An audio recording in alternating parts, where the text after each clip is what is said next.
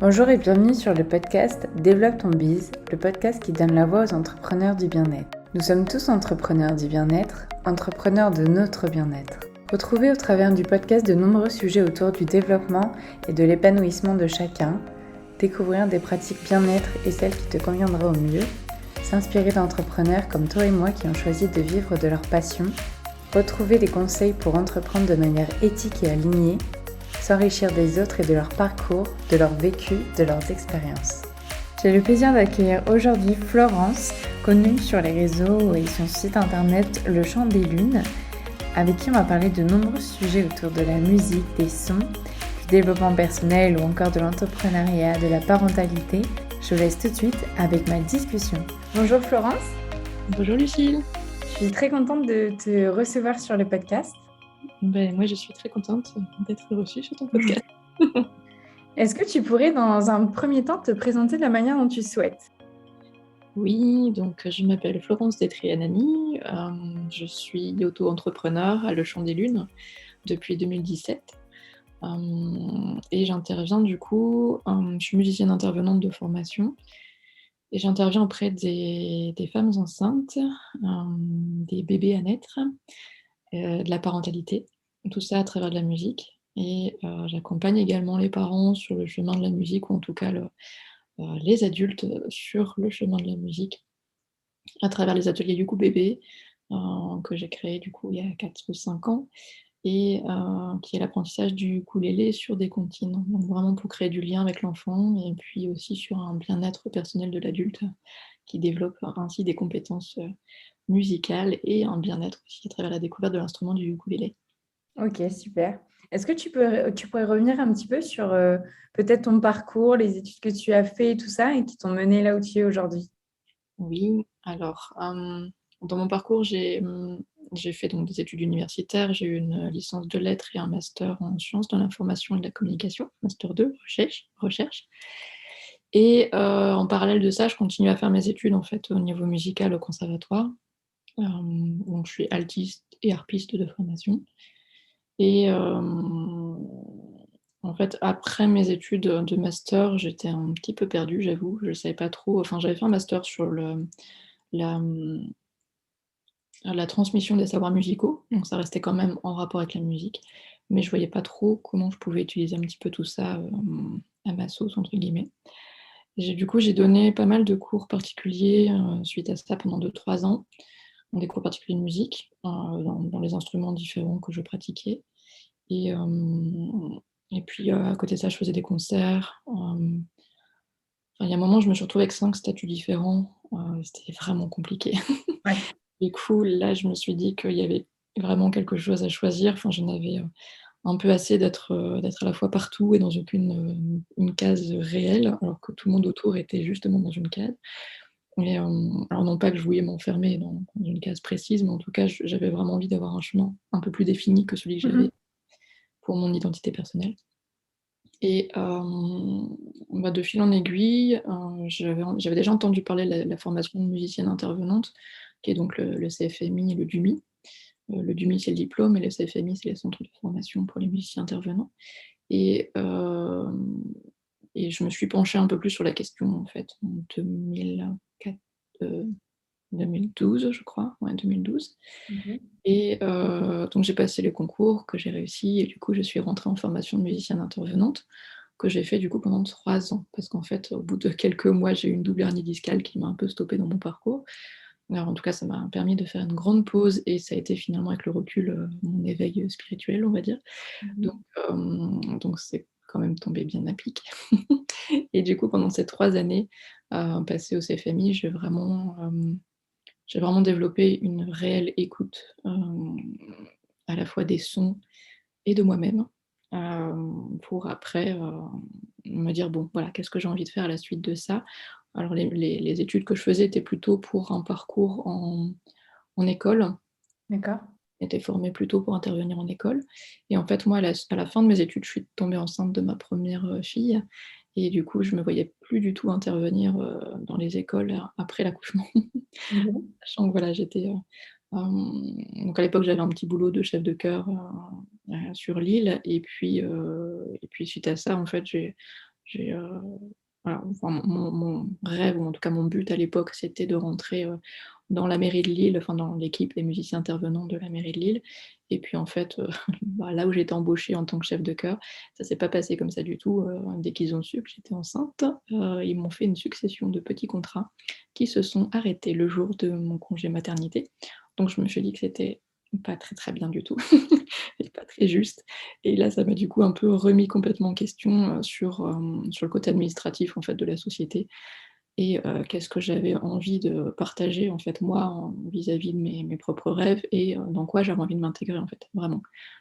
Et du coup, suite à la naissance de ma fille, où j'avais découvert le chant prénatal, je me suis, du coup, dirigée, vers cette formation qui m'avait beaucoup intriguée parce que je me rendais bien compte que ma petite avait été, très sensible, à la musique, bah, pendant son temps de gestation et du coup après, je me suis dit: «Il y avait vraiment quelque chose à faire». Enfin ça rejoignait justement tous ces 3 ans que j'avais passés à vraiment à écouter vraiment les sons et à être vraiment, très, très, très sensible à ça et là du coup le fait d'être, enfin en étant enceinte, je me suis vraiment dit qu'il y avait quelque chose à faire auprès des mamans, aussi bien sur l'accompagnement de la grossesse que sur le jour de l'accouchement. Comment gérer effectivement un accouchement avec les sons, avec la musique, puisque vraiment je me suis dit que c'était effectivement possible et qu'il y avait vraiment quelque chose à développer qui était au-delà de juste le côté médical et l'accompagnement médical qu'on pouvait nous proposer à toutes, et dans lequel en fait beaucoup, s'engouffraient, sans vraiment se dire: «Est-ce qu'il y a autre chose de possible?» Donc, Mmh. on est un peu tombé dans une sorte de d'automatisation de ce que doit être l'accouchement et heureusement c'est en train de beaucoup, beaucoup évoluer ces derniers temps. Mais, ouais, voilà, enfin il y a encore quelques années, moi-même qui n'étais pas du tout dedans, je n'ai pas eu, conscience de tout ce qu'il y avait autour en fait. Donc je me dis: «Là, il y a vraiment quelque chose à faire». Donc je me suis formée au chant prénatal et puis, bah, après j'ai commencé les séances aussi, accompagner des dames. De fil en aiguille, bah, elles avaient accouché et puis elles demandaient de la musique en fait sur l'après, ben, voilà, maintenant qu'est-ce qu'on fait? Parce qu'on aimerait bien continuer à chanter, on aimerait bien continuer à partager un petit peu des moments musicaux avec nos enfants. Donc du coup, j'ai commencé à faire de la veille musicale pour les 0-3 ans, accompagner les familles du coup, vraiment dans cette nouvelle étape de leur vie qui est la construction soit d'une nouvelle famille à 3, soit vraiment voilà, avec les fratries, supplémentaires et c'était vraiment, vraiment chouette. Alors ça s'est un peu stoppé là bon, ces dernières années qui ont été un peu compliquées. Moi, j'avoue que je n'ai pas le courage de faire tout ce que font certaines à devoir, nettoyer correctement tous les instruments après, s'assurer pendant la séance que tout est bien respecté au niveau des règles et cetera. Enfin voilà, je suis tellement dans la musique que j'ai pas du tout envie de me sortir avec ce genre de stress, en fait. Parce que voilà, j'ai juste envie de me concentrer sur ce que je partage avec les parents et les enfants et là, pour l'instant, c'est encore un peu compliqué. Hem et puis, bah, quand même cet aspect, je recevais en fait de plus en plus de bébés en fait en éveil musical. Donc OK. je me suis dit: «Il y a peut-être aussi quelque chose à faire» puisque les bébés sont, voilà sur les 0-3 ans, il fallait un peu adapter toutes les séances sur, vraiment cette tranche d'âge qui était assez large quand même Mmh. et avec les bébés, j'étais un peu frustrée parce qu'il y avait beaucoup de choses à partager que je pouvais pas forcément partager avec cette tranche d'âge-là et du OK. coup, j'ai mis en place des ateliers, ce que j'appelais Mama Toto. Donc Mama Toto qui est vraiment la fusion entre la mère et l'enfant, dans les tout premiers mois et du coup avec l'aspect musical. Donc j'ai lié en fait la musique à vraiment ces premiers mois, pour permettre aux parents et donc surtout aux mamans, parce que j'avoue que j'ai beaucoup de mamans qui viennent dans mes ateliers et du coup de créer un lien avec leur enfant dans vraiment ces premiers mois. Alors pour celles qui, des fois c'est la première fois aussi pour certaines mamans qu'elles découvrent, des comptines ou des berceuses parce qu'elles ont pas forcément eu accès à ce genre de répertoire avant ou peut-être elles se sont pas intéressées et du coup, c'est vraiment créer du lien aussi, à travers ce genre de transmission de certaines berceuses, certaines comptines qui peuvent être, hem, bah, transmises à leur enfant et il y a aussi, bah, c'est aussi un cercle d'échange où ça nous permet du coup de parler un petit peu de ces premiers mois qui sont, mon Dieu sait ô combien, heu, voilà très, très, très, très remuants en fait pour la femme et du coup pour la famille qu'elle est en train de créer et j'avais vraiment envie aussi d'accompagner ces mois-là. C'était vraiment important pour moi d'être présente sur ces moments-là, puisque effectivement, il y a beaucoup aussi ce ressenti chez beaucoup de femmes qu'une fois qu'elles ont accouché, il y a plus rien pour elles, quoi. Enfin, tout est Mmh. centré sur le bébé et elles sont en pleine révolution de leur corps, de tout ce qui se passe dans leur tête et à ce moment-là, l'accompagnement est un peu vide, quoi. En tout cas, il faut vraiment aller le chercher, c'est un peu compliqué. Donc j'avais vraiment envie d'adoucir un peu cette période-là avec la musique et puis, d'avoir un endroit où elles peuvent se sentir en sécurité, elles peuvent se sentir aussi, écoutées et puis, bah, aussi, de rencontrer peut-être d'autres femmes qui sont dans la même situation ou qui sont passées par là et d'échanger un petit peu sur la matrescence. Et ça, c'était vraiment important. Donc voilà et après pareil en éveil musical, donc j'ai aussi rencontré du coup des parents qui regrettaient beaucoup d'avoir jamais fait de musique et ça c'était vraiment quelque chose qui pour moi me tient vraiment à cœur. Enfin j'ai vraiment, voilà pendant les cours particuliers que je donnais, j'accompagnais, aussi bien des enfants que des retraités, jusqu'à 70-75 ans et qui se mettaient à la musique en fait et je OK. dis: «Mais oui, c'est possible de se mettre à la musique même en étant à la retraite». Et il y a vraiment cette chose en France contre laquelle j'essaie de me battre à ma petite échelle, qui est vraiment le sentiment que si on n'a pas fait le conservatoire à 4 ans ou une école de musique, tu as pas le droit de faire de la musique et ça, c'est vraiment un truc qui me sidère complètement. Et on n'est pas dans une culture où tu vois, il y a de la musique dehors tout le temps, enfin où les gens jouent dehors, où Ouais, les ouais, ouais. enfants ont l'habitude d'entendre de la musique comme ça et du coup, il faut vraiment, ouais, tu as l'impression qu'il faut vraiment rentrer dans le cadre d'une Carrément. école de musique ou d'un conservatoire pour avoir l'autorisation de chanter, de jouer, pour le peu qu'en plus on t'ait dit que ta voix, elle était pas bonne du tout, bah, Ouais, du coup, tu un chantes peu. plus longtemps et j'ai rencontré tellement de parents dans cette situation et c'était assez insupportable, en fait, pour moi, au Mmh. fond du cœur, quoi. C'était juste: «Mais non, mais non, mais on a le droit de chanter, on a le droit de jouer, on a le droit» et c'est facile, enfin voilà, il y a pas besoin d'avoir fait beaucoup de solfège pour faire ça, comme on a tendance à le croire ou comme on a été dégoûté justement dans les études. Et du coup, là, c'est là que j'ai commencé à mettre en place les ateliers pour, le ukulélé justement, qui est du coup l'apprentissage du ukulélé avec à partir de 3 accords, on commence avec 3 accords et à partir de là, du coup, on a accès sur plein de comptines. Donc l'idée, c'est à la fois d'apprendre un instrument de musique pour les adultes, donc vraiment de se lâcher un peu Ouais. et de découvrir la musique par ce biais-là. En plus, le ukulélé, c'est quand même un instrument qui est vraiment, bah, il a tout pour plaire, quoi. Enfin, tu vois, c'est vraiment mon gros coup de cœur.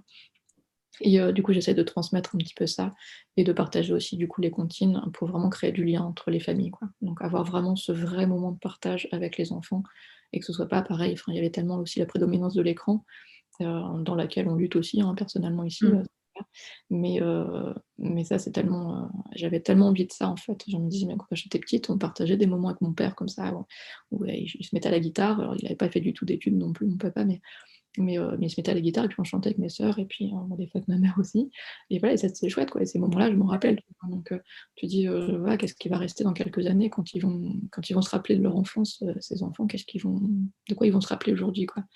Et j'avais vraiment du coup envie de me dire: «Il faut créer du lien, il faut vraiment créer un truc, un souvenir qui vraiment leur soit, unique et dans lequel les adultes se sentent bien et les enfants aussi».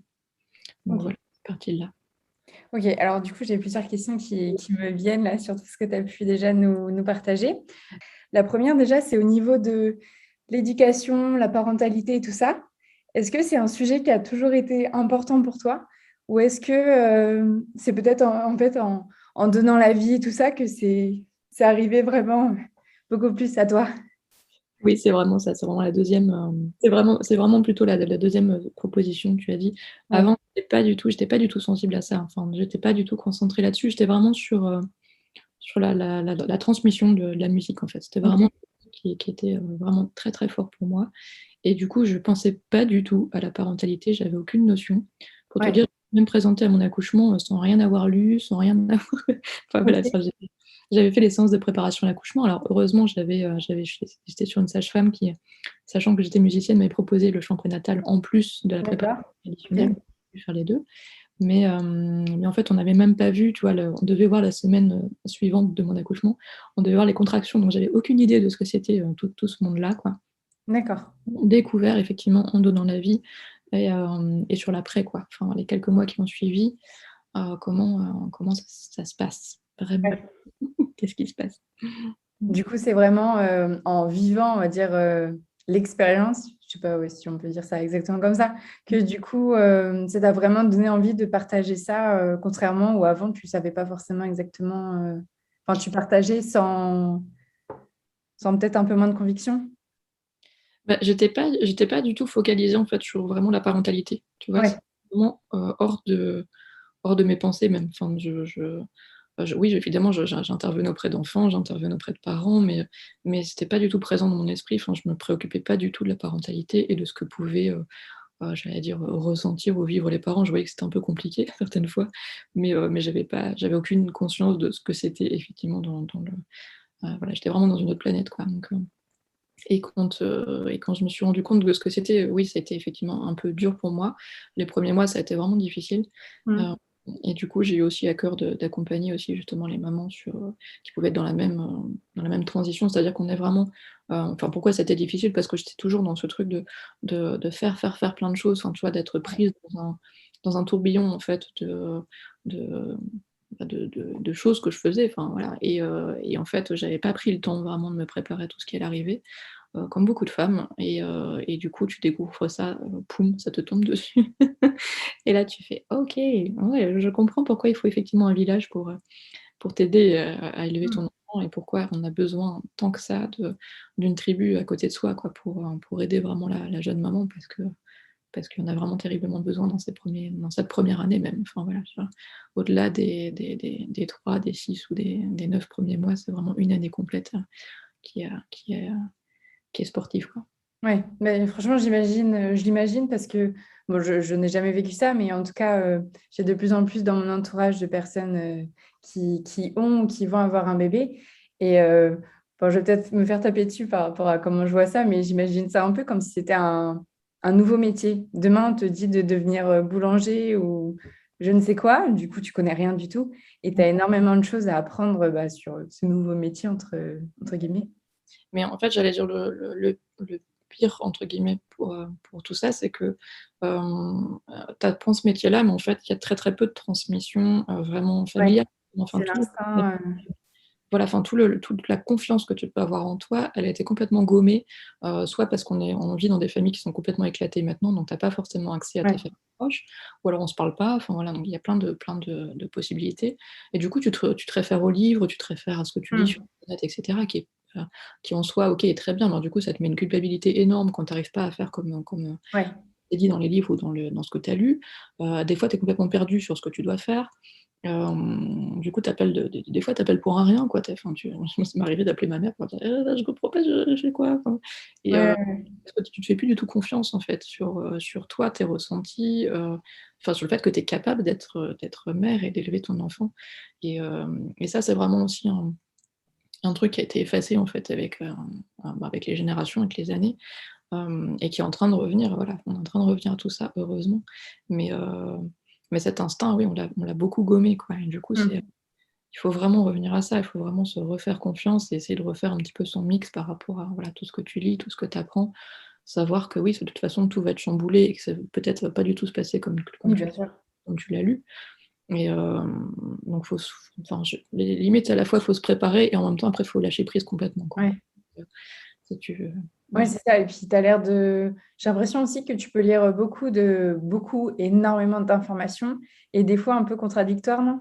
Ah Sur, oui. parce que ça dépend d'une éducation et on a tous un peu notre propre éducation et notre, vision de la vie et tout ça donc Et ça reste aussi en plus une vision aussi très «française» entre guillemets, c'est-à-dire qu'évidemment oui, tout ce que tu vas lire souvent c'est en français, donc ça reste aussi très français. c'est vrai. Il y a un truc tout bête, mais il y a un super livre alors, bon comme je t'ai dit, je suis pas très bonne dans les noms, dans les références, mais je vais essayer de retrouver, c'est Maman du monde, enfin je crois que c'est ça le OK. et en fait ça reprend des témoignages de mamans donc d'un peu partout dans le monde sur justement ces premiers mois, qu'est-ce qu'elles donnent, qu'est-ce qu'elles font, qu'est-ce qu'elles ont l'habitude de faire et en fait ça te donne un tel panel de moi, ça m'a ouvert complètement en disant: «Enfin, OK, je lâche prise totalement Ouais. sur c'est pas grave si mes enfants ne dorment pas à 8h30 parce qu'effectivement, dans d'autres pays, il y a 23h30, ils sont encore réveillés, ils font la fiesta et tout va bien, quoi». Ouais, ouais, ouais, ouais. OK. Évidemment, je vais pas les coucher à 23h30, tu vois? Mais c'est vraiment, enfin, tu apprends du coup à lâcher prise sur toutes les règles que tu as pu, potentiellement te mettre toi-même et «t'infliger» entre guillemets, parce que du coup, ça te donne une vision complètement, voilà, enfin, qu'est-ce que c'est que la maternité dans le monde entier et c'est d'un pays à l'autre, mais ça change tellement que tu dis: «Mais oui, en fait, tout est possible, hein» et du coup, il faut juste revenir à soi et revenir à qu'est-ce que tu ressens, qu'est-ce que tu as envie de donner, qu'est-ce que tu as envie de transmettre et ça, du coup, c'est vraiment, Moi, ça a été le déclic de enfin, je peux lâcher prise quoi, sur tout ça, sur Ouais. les règles que j'ai lues et dans lesquelles je n'arrivais pas à correspondre, où j'avais du mal à correspondre. Et du coup, ça te met encore une épreuve supplémentaire avec déjà tout ce que tu traverses, autant au niveau corporel que voilà, tout ce qui peut se passer dans ta tête. Donc, ouais, ça m'a permis vraiment de relâcher sur tout ça. Mais je me dis, mais heureusement qu'il y a quand même des bouquins comme ça. Enfin, voilà, il y a quand même des petites références où tu peux t'accrocher à dire, ah, en fait, oui, ça va. Enfin, je peux être Mm. moi, je peux être juste comme j'entends. Et puis, évidemment, je vais faire des erreurs, mais évidemment, je vais faire aussi des très belles choses. C'est très bien comme ça, quoi. Oui, oui, oui. Oui, Ok. Et du coup, là, donc, au travers de tout ce que tu nous as présenté, tu parlais beaucoup des femmes. Du coup, tu n'as pas du tout de rendez-vous avec des hommes ou c'est ton souhait? Enfin, comment c'est par rapport à ça? alors, c'est pas du tout un souhait, c'est juste que ça se Ok. passe comme ça. Alors, j'accompagne quand même, il y a quand même des couples qui viennent, mais il y en a très peu. Peut-être que j'ai vraiment essentiellement une clientèle féminine. On va dire que j'ai 85 ou 90% de femmes, tu vois, dans ma clientèle. Ok. Et j'avais pensé une fois, en fait, à travers le champ prénatal, par exemple, les hommes ont vraiment un rôle assez extraordinaire et très peu le savent, en fait. Et, Ok. euh, et du coup, à chaque fois, souvent, ce sont des femmes qui font après le transfert avec leur mari. Et des fois, je me dis, j'aimerais vraiment faire une séance spéciale homme pour leur dire à Ouais. quel point ils peuvent apporter des trésors dans ce moment-là, quand justement, il y a très peu de choses aussi qui existent pour les hommes. Enfin, tu vois, autant la préparation pour les femmes, elle peut Oui. être assez large et autant on peut s'y perdre, autant pour les hommes. La plupart, c'est quelques bouquins, mais beaucoup n'aiment pas lire ou ne prennent pas le temps de lire. Du coup, enfin, moi, je vais acheter des bouquins pour mon homme, mais on les a pas lus du tout. Du coup, je me dis, il manquerait un truc concret. Enfin, tu vois, j'ai vu des hommes qui commençaient voilà, à présenter des ateliers sur comment changer une couche, enfin, des trucs tout bêtes, tu vois, mais tu dis, bah oui, c'est un moyen tout simple, mais au moins de parler de tout ça, enfin, d'avoir Ouais. un parole qui est déjà juste fondamental en soi et qui va au-delà de juste comment on change une couche. Enfin, voilà, mais c'est se dire, il y a quand même un espace pour la paternité aussi qui est en train de se créer, et ça, c'est magnifique. Il y en a vraiment tellement besoin. Mais du coup, c'est vrai que j'ai très peu d'hommes dans mes séances, à regret. C'est pas du Ok. tout. Mais pareil, enfin, tu vois, je me dis dans les séances de chant prénatal que j'ai pu, soit que j'ai pu mener, soit auxquelles j'ai pu assister, il y avait Mhm. effectivement très peu d'hommes. Les hommes sont très présents, enfin très peu présents parce qu'ils disent bah, je vais être entouré qu'avec des femmes, il n'y aura que des femmes, donc je vais me sentir un petit peu, voilà, enfin qu'est-ce que je fais là? Ouais. Euh, je peux Quand encore, il se dit qu'il pourrait participer à un atelier de ce genre-là, je pense. voilà, déjà, il y a effectivement cet aspect-là et que quand ils sont au courant, ben, ils osent pas trop déjà aussi parce que voilà, en plus en tant qu'homme, on va entendre que leur voix, enfin tu vois, Ouais, ouais, ouais. là, ils sont peut-être pas forcément très à l'aise avec leur voix, avec le chant. Donc il y a beaucoup de paramètres à dépasser en fait avant Mm. qu'ils osent venir en séance. Mais par contre, quand ils le font, voilà, enfin, ils se rendent compte à quel point c'était important et à quel point ils peuvent aider du coup. Ils sont vraiment des clés pour pouvoir aider leur femme le jour J et ça c'est vraiment. Je suis ravie quand j'ai effectivement le retour des hommes qui me disent ouais c'est cool, j'ai pu me servir de tout ce que tu as dit, etc. Alors que à la base c'était pas gagné qu'ils viennent quoi. Donc Ouais. ouais, ouais, ça c'est vraiment. Il y a vraiment quelque chose à développer aussi avec les hommes pour justement pareil créer ce cocon dont on a perdu le lien aussi par rapport à ça, tu vois? Pour que le jour J, vraiment recréer ce petit cocon, à 3 ou enfin en tout cas avec, les enfants, l'enfant ou les enfants à naître, de vraiment recréer cet espace famille plus importante, à prendre en considération que l'espace médical. Même Ouais. si pour moi, enfin C'est évidemment, complémentaire, les deux. c'est Ouais, complémentaire. ouais, ouais. L'instant, on a plus le côté Oui. médical qui prend le dessus sur l'aspect familial et j'ai vraiment envie que ce soit au moins en balance, Mm. aussi en complément, mais qu'il y a vraiment une importance qui soit donnée aussi à la famille. Et ça, c'est pareil, c'est en train de vraiment d'être révolutionné en ce moment, donc ça, c'est génial. Il y a vraiment quelque chose qui est vraiment en transition en ce moment. Et ça, je l'accueille de tout mon cœur aussi. J'espère vraiment transmettre aussi tout ça. Mais il faut qu'on revienne à ça pour des naissances. Enfin, tout part de la naissance, tout part de la conception et de la naissance. Enfin, tous tes schémas que tu vas faire dans ta vie, les choses répétitives, toutes les choses que tu vas traverser, c'est juste des répétitions de Oui. ta gestation et de l'accouchement. Donc quand tu vois tout ça, moi j'ai envie que de faire attention à l'accouchement. Enfin, c'est vraiment. Voilà, tu te dis, effectivement, il faudrait préserver la femme enceinte le plus possible pendant sa grossesse, le plus possible pendant l'accouchement, enfin voilà, faire en sorte que tout se passe au mieux de tout le champ des possibles pour que chaque enfant qui naisse puisse naître dans les meilleures conditions et que la famille qui est en train de se développer puisse aussi se fonder dans les meilleures conditions. Carrément. Euh, Ouais, je partage complètement ça. Pour les coups, pas du tout par rapport à la maternité, parce que c'est un sujet un peu trop loin par rapport à moi maintenant. Mais déjà, l'éducation des enfants, pour moi, c'est hyper important. Je suis en train de me former justement sur du yoga pour les enfants, où du coup, le côté communication non violente est super important. Et je trouve que, enfin, je suis complètement d'accord avec le fait que c'est quand tu es enfant que ça va te construire. Donc, je l'entends complètement que même la maternité a déjà un rôle pour l'enfant et après pour la personne adulte qui sera. Mm. Et ça, c'est pareil, on est en train de revenir heureusement à tout ce qui est effectivement gestion des émotions pour les enfants, Ouais. gestion du corps aussi. Euh, alors c'est tout bête, mais c'est pareil, des fois je reçois des femmes qui n'ont aucune notion de leur corps et elles vont accoucher, enfin, tu vois, ou alors des Ouais. femmes qui ont été traumatisées, pardon, des femmes qui ont été traumatisées sur leur parcours de femmes et qui vont aussi donner naissance, qui est pile l'endroit où ça s'est passé, enfin, tu vois. Donc il y a vraiment, il y a pareil, il y a toute une conscience du corps. Je peux en parler parce que moi c'est pareil. Enfin, voilà, j'ai aussi subi des violences et du Ok. coup, cet aspect-là, il y avait vraiment une dissociation pardon, au niveau de mon corps, tu vois. Et du coup, te dire le jour-là, tu es obligé de faire avec ton corps et tu es obligé de rassembler les deux et faire fi de tout ce qui s'est passé pour que ton accouchement puisse se passer au mieux. Ouais. C'est énorme, tu vois, c'est énorme. Et tu dis en fait, qu'on puisse déjà parler à nos enfants des petits, et ça de plus en plus de personnes commencent à le faire aussi, mais justement de la conscience de son corps, du respect de son corps, de nommer voilà, toutes les parties du corps comme elles sont, sans faire, Mm. voilà, sans nommer avec des petits mots d'enfant, mais juste de poser simplement les choses et que ce soit pas une honte, que ce soit pas...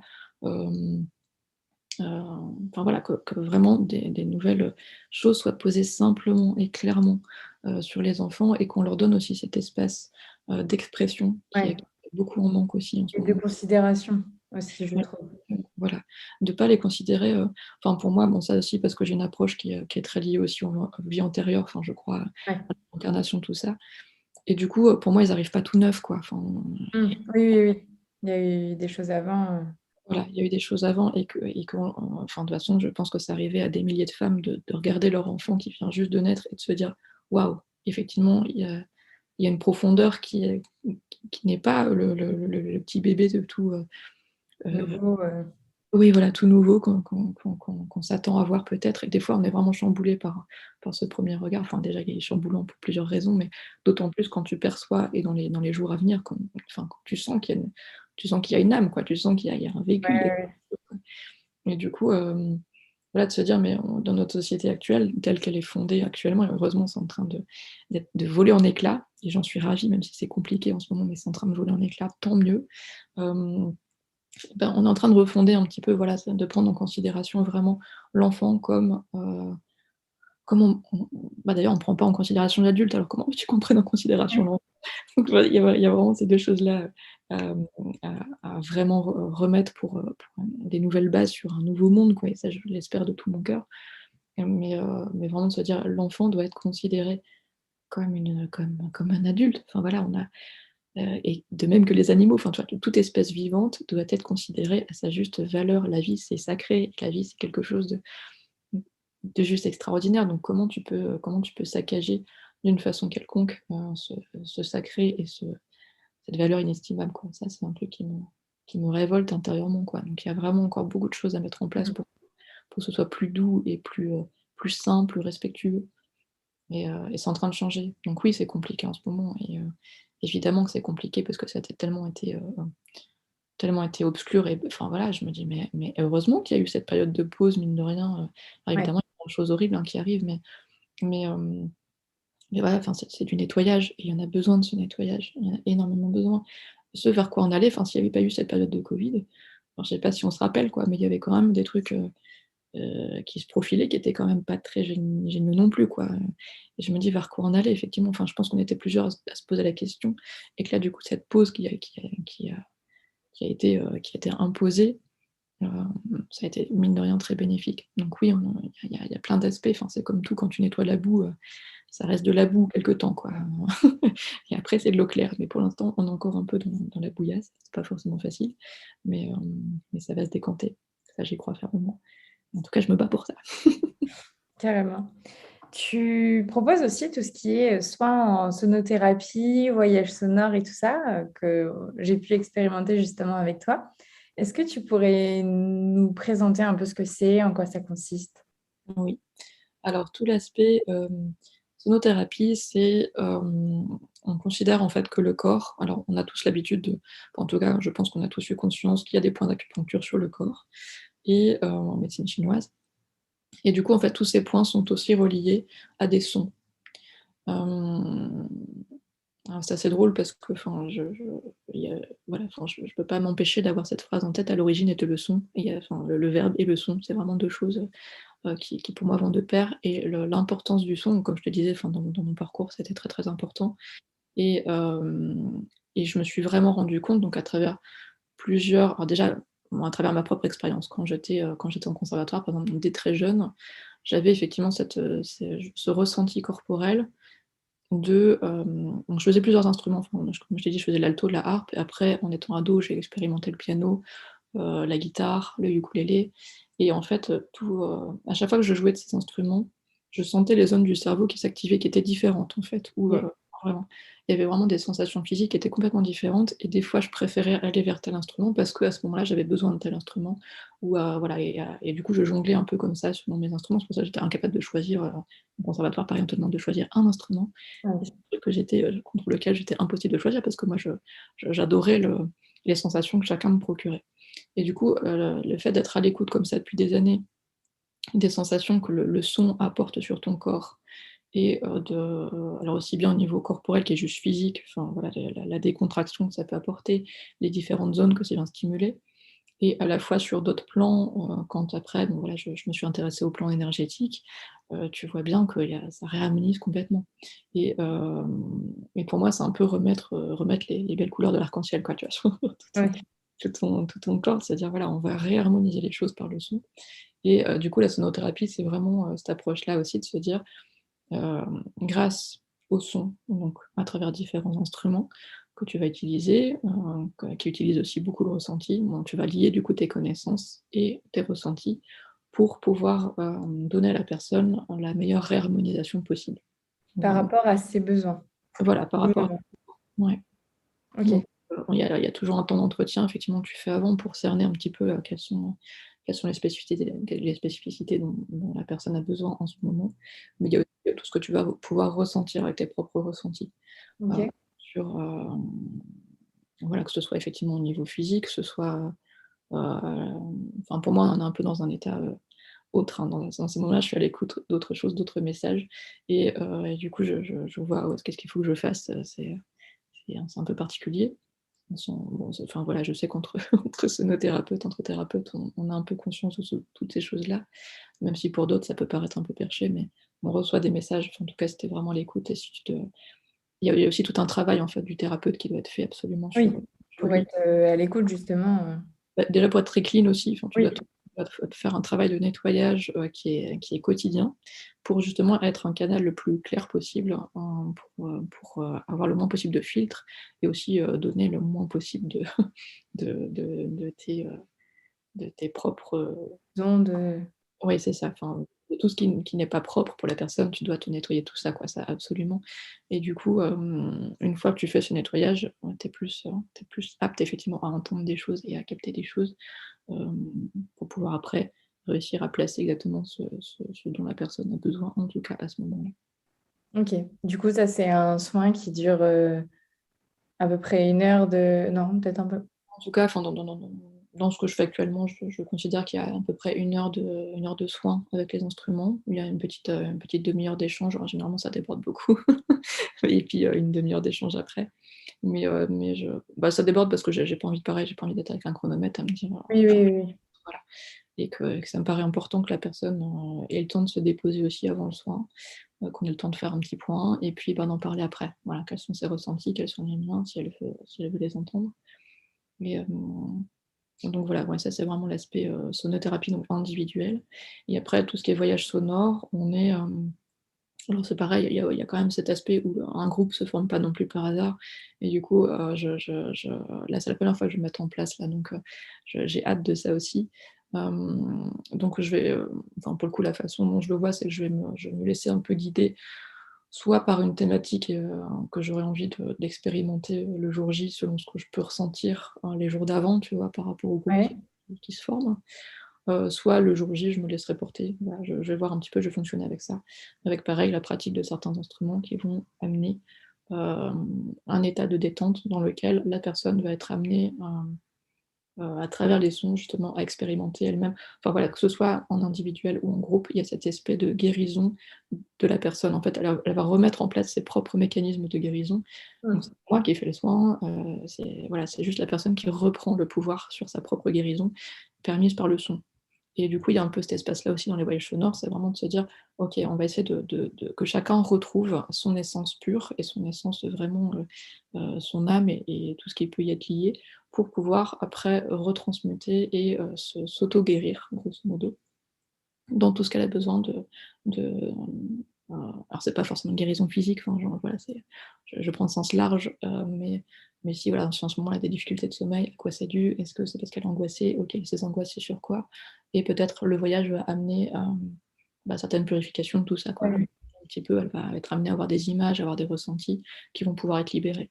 Pour moi, toutes les images que tu perçois ou tous les ressentis que tu peux avoir pendant un soin, ou pendant un voyage, c'est des choses qui vont être évacuées en fait. Donc voilà, plus tu évacues, enfin et mieux c'est. Donc du coup, il faut vraiment apporter un soin, en tant que la personne qui va gérer ce voyage, de se dire: «Il faut mettre les personnes en condition pour qu'elles soient dans les meilleures conditions possibles pour que le maximum de choses puissent remonter en sécurité Mmh. et heu et de façon douce, la plus douce possible». Et que ce soit, voilà, enfin il y a un peu cet aspect de nettoyage. Enfin je sens de plus en plus, je suis amenée à cette, mission entre guillemets «de nettoyage», très importante pour moi, de se dire, enfin ouais, ce soit, parce que je le remarque aussi par exemple pour l'accouchement, enfin tu vois, on en parle Oui. beaucoup en séance de chant prénatal, j'insiste aussi beaucoup sur ça, sur la notion de vraiment, laisser remonter. Il y a la grossesse, c'est une période qui va nous servir de nettoyage profond de tout ce qu'on voilà, il y a un avant et un après quoi. Enfin, elle a dans d'autres peuples, c'était vraiment, considéré comme une épreuve initiatique, le fait de devenir mère, tu vois? Et actuellement, c'est plus du tout, enfin, en tout cas dans nos sociétés, c'est plus du tout reconnu comme tel, alors que Mmh. ça l'est vraiment terriblement profondément et du coup, c'est vraiment de se dire: il y a l'avant-mère et il y a l'après-mère, quoi et enfin, oui, voilà, oui, c'est vraiment ça et du coup, de se dire: «Tu dois vraiment le plus possible te nettoyer de tout ce qui a pu, t'embêter ou venir te traverser, en fait, dans cette période-là de ton enfance, de ton adolescence, de ta vie d'adulte jusqu'à ta grossesse, pour pouvoir après, le plus possible, avoir moins de choses à traiter, sur l'après, qui est déjà en soi assez compliqué, hein, comme on Mmh. parle de la première année, voire après. Enfin, l'éducation des enfants, c'est quand même assez, c'est une grande mission et moins tu as de choses de bagages à porter et mieux c'est, je pense, voilà. Et puis, justement à traiter pour toi et aussi à traiter, sur l'enfant parce que, Exactement. oui, il y a des livres qui traitent justement des blessures et Il y a aussi cette chose-là que de alors ça, c'est aussi à travers différentes sources d'intérêt perso que j'ai, mais tout ce qui est transgénérationnel, tout ce qui est karmique, voilà, c'est des bagages qu'on transporte et qu'il est important de nettoyer le plus possible. Alors à la fois évidemment pour toi, pour que tu aies une vie un peu plus légère et un peu plus, sympathique sur l'après, enfin voilà, sur de toute façon la vie en soi, mais c'est aussi pour tes enfants effectivement, plus tu vas nettoyer des choses, plus tes enfants vont être allégés aussi de bagages ouais. qui leur appartiennent pas et qu'ils n'ont pas à porter pour toi. Donc c'est pas à eux de faire le travail à ta place, c'est vraiment à toi de prendre ta place et de faire ton travail et de se dire: «OK, ce truc-là, ça fait des mois que je le mets sous le tapis, il faut vraiment que je regarde qu'est-ce que c'est. Il faut vraiment que je m'oblige à prendre ce temps-là pour le traiter, pour pas que mes enfants aient à le prendre». Et il y a aussi beaucoup cette notion de enfin je là j'y crois aussi personnellement que quand tu nettoies quelque chose, tu le nettoies pour cette génération avant toi et cette génération après. Il y a vraiment ce voilà quand, alors ça te met quand même une certaine responsabilité, mais Ouais. j'aime bien de se dire que quand, OK, il y a un truc qui est difficile, c'est peut-être difficile pour moi dans ma vie actuelle, mais ça va l'être beaucoup moins pour mes arrière petits-enfants parce que j'aurais nettoyé ça, tu vois? Et ça te porte aussi, enfin voilà, tu te dis, c'est je le fais pas ce travail que pour moi, enfin c'est pareil, bon comme je t'ai dit, j'ai eu des violences physiques, j'ai 2 filles, c'est pas anodin. Enfin, tu vois, il y a aussi ce truc-là où je me dis: «J'ai pas envie non plus que ça se répercute sur mes filles». Je viens pareil, ça s'est répercuté dans mon côté maternel, tu vois? Et je me dis: «C'est pas anodin que ce soit arrivé, jusqu'à moi et j'ai pas envie que ça continue». Enfin, tu vois? Mmh. Il y a des choses il y a des choses qui sont liées à la société et cetera, mais déjà commençons par nous-mêmes et de se dire: «Voilà, à quoi c'est dû? Qu'est-ce qui s'est passé? Qu'est-ce que je peux changer? Qu'est-ce que je peux, quelles clés je peux donner maintenant pour mes filles, pour qu'elles aient pas ce genre de situation, qui se perpétue, quoi». Il y a vraiment un truc, et du coup, enfin, tu vois, cette espèce de transmission, du bon comme du mauvais, bon là, en l'occurrence, c'était juste le point mauvais, mais te dire: «Oui, il y a des répercussions». Enfin, il y a des choses que les enfants trimballent, d'une génération à l'autre et il y a un moment, il est temps de traiter la chose, quoi. Enfin, Carrément. mmh. Très passionnant tout ça. Oui, là, tu peux vraiment passer des enfin, voilà, c'est vraiment quelque chose qui porte, en fait. Enfin, voilà, Ouais. plutôt que de se dire: «C'est quelque chose qui me fait mal et qui va me faire mal encore pendant des années». Enfin, c'est quoi le moi, je préfère largement avoir mal pendant 1 an, 2 ans, 3 ans, le temps que ce soit traité, plutôt que de porter ça toute ma vie, quoi. Je me dis: «Mais» et que mes enfants ou mes arrière-petits-enfants portent la même chose. C'est juste, c'est voilà, il faut juste se dire, «Oui, ça fait mal, mais ça fera moins mal, après et ça fera moins mal à mes enfants et aux générations suivantes». Donc c'est juste essentiel. Il y a vraiment un truc, ouais, c'est pour ça que j'ai vraiment enfin, je crois en ce grand nettoyage de Ouais, soi pour pouvoir effectivement après et on se rend compte actuellement, voilà, le à quel point ce que tu vis à l'intérieur se répercute sur la société. Il y a vraiment une espèce de miroir, en fait, que te renvoie la société et qui est vraiment, hyper clair en ce moment. Enfin, je sais pas si c'est clair pour tout le monde, mais il y a vraiment ça, cette espèce de chose que ce que tu vis toi à l'intérieur, est carrément le reflet aussi de ce que tu vis à l'extérieur et de ce que la société peut te renvoyer. Et tu dis: «Bah, oui, la société, j'ai peut-être pas de prise sur tout, mais je peux au moins, moi, me traiter et changer les choses qui sont à changer pour moi». Ça, c'est vraiment carrément. je me verrais pas passer ma vie avec des œillères. Enfin, c'est un truc vraiment qui me c'est vraiment, impensable pour moi. Ouais, se dire: j'ai pas envie de porter des œillères pendant toute ma vie et me dire, «Oui, j'ai eu des trucs horribles». Bah, ouais, OK, mais je vais pas m'arrêter à ça. Enfin, c'est pas ça la vie. Il y a tellement de belles choses, il y a tellement de choses passionnantes à découvrir, à apprendre, à expérimenter que fort heureusement, je j'ai pas envie de juste me concentrer sur ce qui ne va pas et qu'est-ce qui n'a pas été et de passer ma vie à me morfondre, là-dessus. Enfin, il y a un moment, il faut dire stop. Stop et reprendre son armure de guerrière et puis de se dire: «Allez, on va regarder un petit peu qu'est-ce que j'ai mis sous le tapis pendant ces années». Et vraiment la période de grossesse et d'accouchement et c'est pour ça que je diffuse aussi ce message-là pour les femmes enceintes parce que, pour moi l'accouchement, c'est vraiment le moment où tout va ressortir, quoi. Donc tout ce que tu as mis sous le tapis, tu as quand même, tu as un petit espace de 9 mois, des fois moins, tu vois? Pour te dire: «OK, s'il y a des choses qui reviennent, elles reviennent pour une raison, c'est qu'il faut les traiter à ce moment-là». Donc Ouais, ouais, ouais. voilà, ayons le courage de regarder un petit peu tout ça parce que le jour J de l'accouchement, ça va ressortir de toute façon. Si c'est là, si ça s'est déjà présenté pendant la grossesse, ça va ressortir de toute façon au jour J. Donc il faut vraiment prendre le temps de, voilà, tant que tu es «en pause» entre guillemets ou en tout cas tu as du soutien parce que tu es pas en plein dans l'action d'accoucher, tu peux vraiment te dire: «Bah, il y a des gens autour de moi à qui je peux parler». Il y a plein de professionnels actuellement qui peuvent t'aider sur plein de problématiques différentes et c'est aussi important, voilà, de prendre un temps qu'est-ce qui s'est passé aussi dans les générations avant? Ça je trouve ça un peu enfin, je trouve ça assez dingue de te dire, la plus grande épreuve que tu auras de toute ta vie, c'est le jour de ta naissance et personne ne enfin, en tout cas, on a très peu d'informations sur sa propre naissance. On a très peu d'informations sur la grossesse de notre maman, comment ça s'est passé, voir la grossesse de notre grand-mère. Enfin, tu vois, toutes ces informations-là, on prend pas le temps de les connaître et pourtant, je rencontre plein de femmes qui ont ce besoin aussi de reconnecter à tout ça, enfin, tu vois, de savoir comment ça s'est passé pour leur mère, comment ça s'est passé pour la grand-mère, et les générations avant, tu vois? Et se dire: «OK, ça s'est passé comme ça». Bon après, enfin, faut aussi faire la part des choses en se disant: «Il y a eu ça du côté, Oui.